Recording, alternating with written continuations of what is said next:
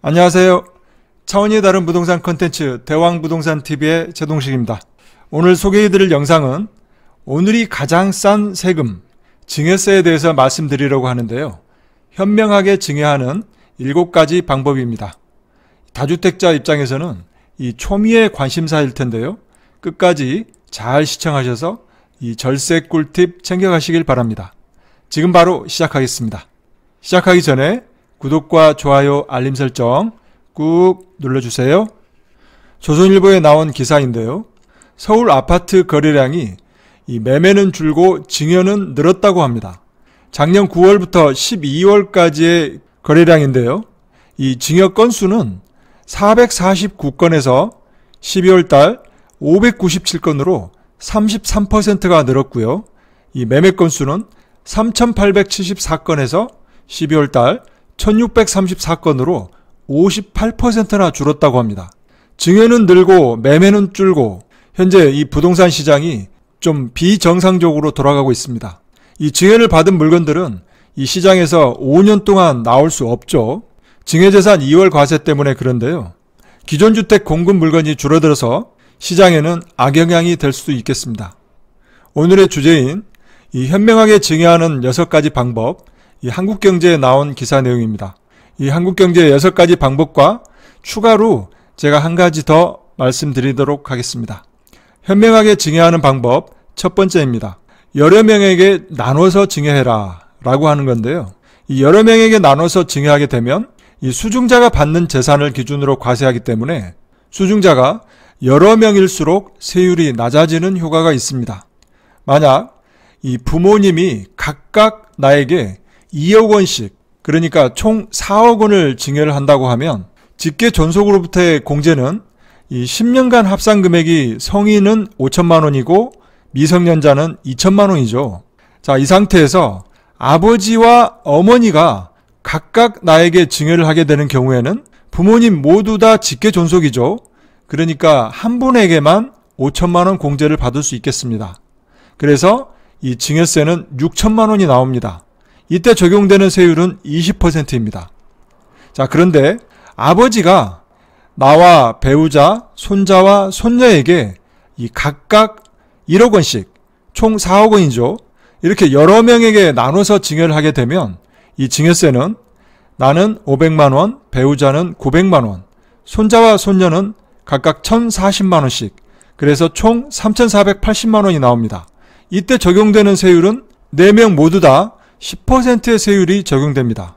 그리고 이때 증여재산 공제는 나는 5천만 원, 손자 2천만 원, 손녀 2천만 원, 그리고 배우자는 1,000만 원의 이 증여재산 공제가 됩니다. 한 사람에게 4억 원을 증여하게 되면 증여세는 6천만 원이었죠. 그런데 이렇게 4명에게 나눠서 증여하게 되면 3,480만 원, 약 절반가량 줄어들게 되는데요. 세율 또한 20%가 아니라 10%로 낮아지는 효과가 있습니다. 그래서 웬만하면 여러 명에게 나눠서 증여하는 게 유리합니다. 두 번째는 10년 단위로 분산해서 증여하면 좋습니다. 이 증여재산 공제는 10년 단위 합산 금액으로 하게 돼 있죠. 미성년 자녀에게는 2천만 원, 성년 자녀에게는 5천만 원을 10년마다 증여세 없이 줄 수 있는 거죠.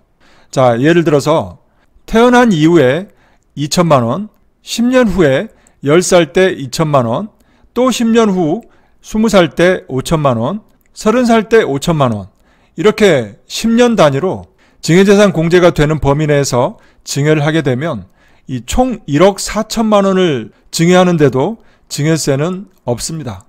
그리고 만약 조금 더 큰 금액을 증여한다고 가정해 보면 이 출생했을 때 1억 2천만 원, 그리고 10살 때 1억 2천, 20살 때 1억 5천, 30살 때 1억 5천, 그래서 총 5억 4천만 원을 증여한다고 가정해 봤습니다. 자, 이럴 때 증여세는 각각 이렇게 되죠. 출생했을 때 1,000만 원, 10살 때 1,000만 원, 20살 때 1,000만 원, 30살 때 1,000만 원. 왜냐고요? 미성년자의 공제는 2천만 원이죠. 2천만 원을 뺀 1억 원에 대한 증여세는 1,000만 원입니다. 그래서 1,000만 원, 1,000만 원. 그리고 성년일 때는 5천만 원씩이죠. 10년간. 그래서 5천만 원을 빼게 되면 역시 증여세는 1,000만원, 1,000만원. 그래서 총 증여세는 4천만원이 나옵니다. 그런데 만약 이렇게 10년 단위로 증여하지 않고 일시에 이 30살 때 일시에 5억 4천을 증여하게 되게 되면 이 증여세는 무려 8,800만원이 나옵니다. 이 조금 전에 설명드렸던 것처럼 이 10년 단위로 이 증여하게 되면 이 증여세는 총 4천만원이 나왔었죠. 이것보다 무려 이 증여세가 8,800만원, 약 2배가 넘는 4,800만원이 더 많게 내게 됩니다. 그래서 이 장기 플랜을 세우셔가지고 이 10년 단위로 증여하는 것이 가장 유리합니다. 세 번째는 이 가격이 오를 자산부터 증여하는 게 유리합니다. 이 당연한 거겠죠. 이 가격이 앞으로 크게 오를 자산일수록 이 자녀에게 증여하는 것이 좋은 거죠.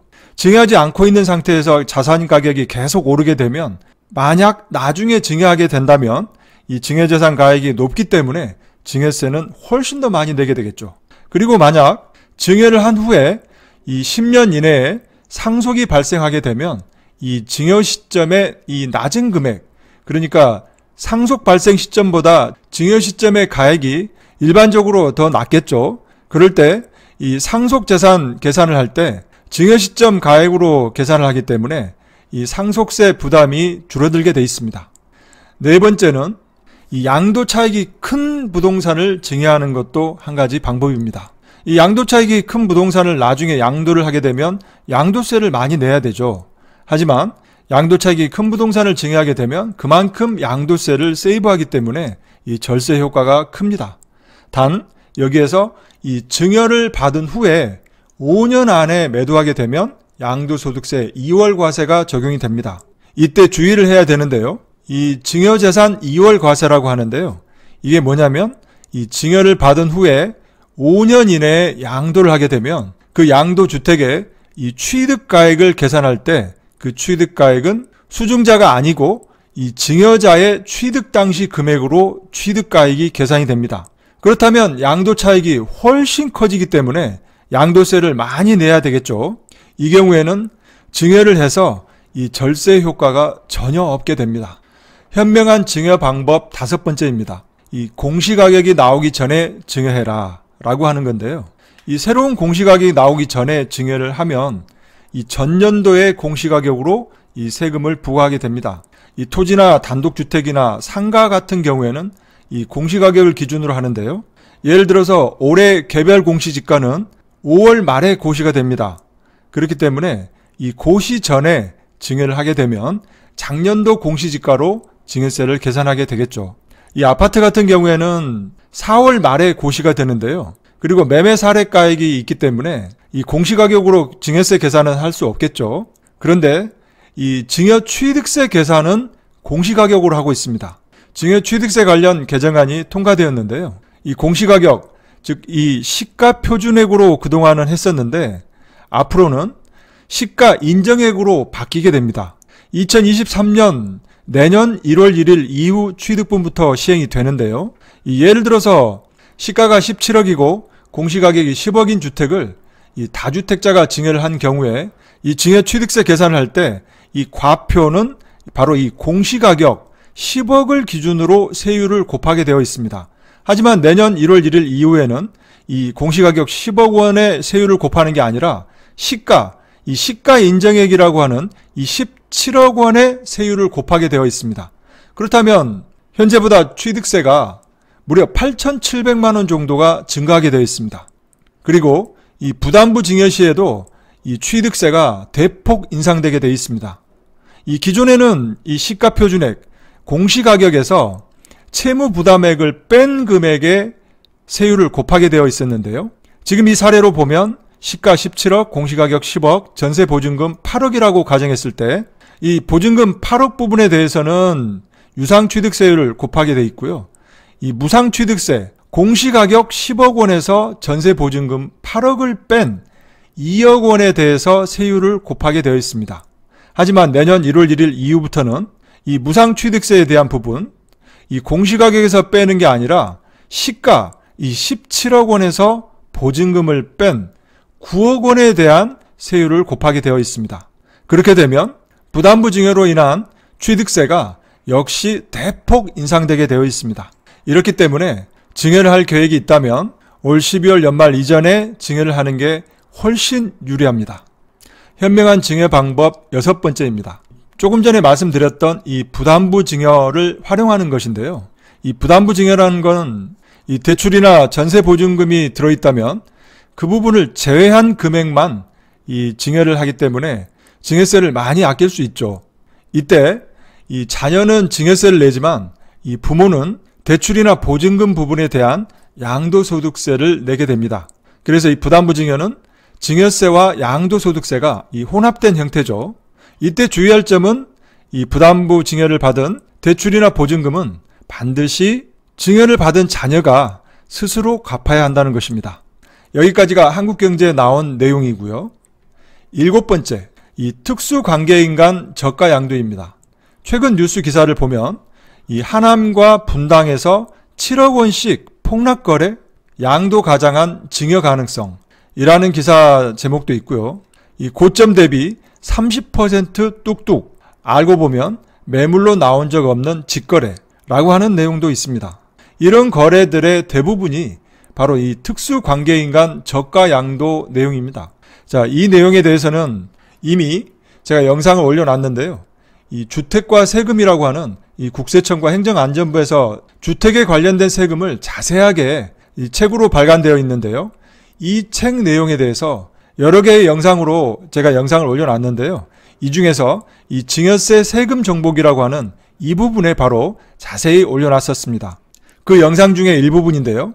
아버지가 아들에게 이 시가 30억 원의 주택을 20억 원에 이 양도한 경우에 이 증여세가 부과가 되는지라고 하는 질문에 대한 답 형식으로 만들어 놨습니다. 그래서 이때 아버지는 양도세가 해당이 되고 아들은 증여세가 해당이 되겠죠. 자, 이때 이 부과 기준 금액과 이 가액을 한번 살펴보면 아버지는 시가 30억 원이죠. 그리고 대가 20억 원, 시가에서 대가를 뺀 게 10억 원이죠. 근데 이 10억 원이 이 시가의 5%, 그러니까 30억 원의 5%면 1억 5천이죠. 1억 5천과 3억 원 중 작은 거. 그렇다면 1억 5천이죠. 1억 5천보다 시가에서 대가를 뺀 금액이 10억 원이라고 그랬죠. 이게 훨씬 크죠.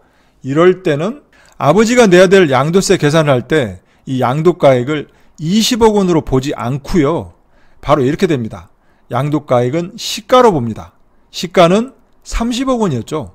실제 20억 원으로 거래를 했다 하더라도 시가에서 대가를 뺀 금액이 시가의 100분의 5 또는 3억 원 중 낮은 금액보다 크거나 같게 되면 양도가액을 시가로 봅니다. 그리고 또한 아들 입장에서는 증여세를 내야 되는데요. 이 시가가 30억 원이죠. 30억 원의 30%, 9억 원이죠. 9억 원과 이 3억 원, 이 둘 중에 작은 거, 그렇다면 3억 원이죠. 이 3억 원이 이 시가 30억 원에서 대가 20억 원을 빼게 되면 10억 원이죠. 그러니까 10억 원이 이 3억 원보다 크거나 같죠. 이렇게 되면 바로 증여재산 가액은 이렇게 계산합니다. 이 시가 30억 원에서 대가 20억 원을 빼면 10억 원이죠. 이 10억 원에서 이 기준금액을 뺀 금액, 이 기준금액은 3억 원입니다. 그래서 10억 원에서 3억 원을 뺀 나머지 7억 원이 바로 이 증여재산 가액이 돼서 증여세가 부과됩니다. 자, 이렇기 때문에 이 증여세가 부과되지 않는 범위는 바로 시가의 100분의 30 또는 3억 원인데요. 보통 주택가액이 10억 원이 넘게 되면 이 100분의 30보다 3억 원이 작기 때문에 결국 10억 원 이상의 주택을 특수관계인 간 거래를 하게 되면 3억 원을 낮춰서 매매를 해도 이 증여세 부과가 되지 않는 거죠. 그래서 이렇게 고점 대비 30% 뚝뚝, 그리고 이렇게 7억 원씩 폭락거래, 이런 내용들이 기사화되고 있습니다. 그래서 이 특수관계인 간 저가 양도도 잘 활용하면 현명한 증여 방법이죠. 지금까지 오늘이 가장 싼 세금, 이 증여세 관련해서 이 현명하게 증여하는 방법 7가지에 대하여 이 관련 규정과 사례를 통하여 자세히 살펴보았습니다. 많은 도움 되셨기를 바라고요. 오늘 준비한 영상은 여기까지입니다. 다음 시간에도 유익한 방송으로 찾아뵙겠습니다. 많은 도움이 되셨다면 구독과 좋아요 버튼 꼭 눌러주시고요. 더 좋은 콘텐츠를 올리는데 큰 힘이 되겠습니다. 감사합니다.